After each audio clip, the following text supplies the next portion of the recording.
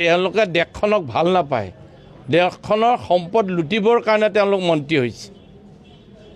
আজি অসমৰ ভিতৰত নহয়, ভাৰতবৰ্ষৰ ভিতৰত 1 নম্বৰ ধনী মানুহ হিমন্ত বিশ্ব শৰ্মা। এই বাদ দিয়ক, 1996 চনত হিমন্ত বিশ্ব শৰ্মা মই চিপাঝাৰত উঠিছিলোঁ, তেওঁ জালুকবাৰীত উঠিছিল, হাৰিছিল বহু ভোটত হাৰিছিল। আজি সেই হিমন্ত বিশ্ব শৰ্মা ভাৰতবৰ্ষৰ ভিতৰত প্ৰথম ধনী মানুহ হৈছে। যদি ঘৈণীয়েকৰ সম্পত্তি তেওঁৰ লগত লগ কৰা হয় তেতিয়াহ'লে ভাৰতবৰ্ষৰ ভিতৰত বেছি ধনী হ'ব। কি কৰিছে? হৰিলুটন দিছে, হাজাৰ হাজাৰ বিঘা মাটি নিজৰ নামত কিনি পেলাই লৈছে।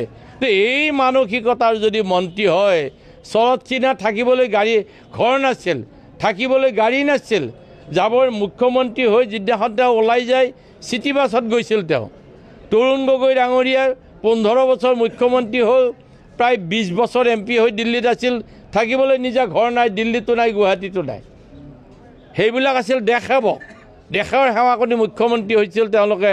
এইবিলাক হৈছে লুটন কৰিবলৈ অহা, তেওঁলোক ধনী হ'বলৈ মুখ্যমন্ত্ৰী হৈছে। গতিকে এইবোৰ মানুহৰ কি চৰিত্ৰ থাকিব?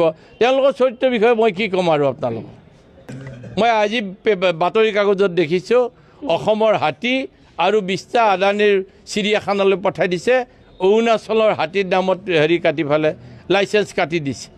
কৈছে এইকেইটা অসমৰ হাতী নহয়, অৰুণাচলৰ হাতী, কিন্তু আটাইকেইটা হাতী অসমৰ। গতিকে জীৱ জন্তু যেতিয়া চুৰি কৰিবলৈ আৰম্ভ কৰিলে চৰকাৰে, এই দেশ কোনফালে যাব আপোনালোকে নিজে চিন্তা কৰক। নমস্কাৰ।